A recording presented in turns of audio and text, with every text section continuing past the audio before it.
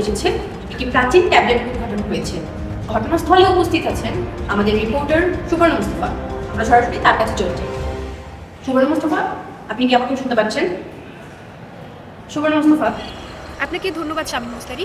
এই মুহূর্তে আমরা অবস্থান করছি বরেন্দ্র বিশ্ববিদ্যালয়ের সন্নিকটে। এখানে একটি প্রাচীন ট্যাবলেটের সন্ধান পাওয়া গিয়েছে। এখানে উপস্থিত ব্যক্তির সাথে সরাসরি কথা বলবো। আপনি এখানে কি করছেন? আপনারা এখানে দেখতে পাচ্ছেন সাংবাদিকতার অগ্রদূত কিছু ব্যক্তিবর্গের পরিচিতি নিয়ে আমাদের দলগত প্রজেক্ট।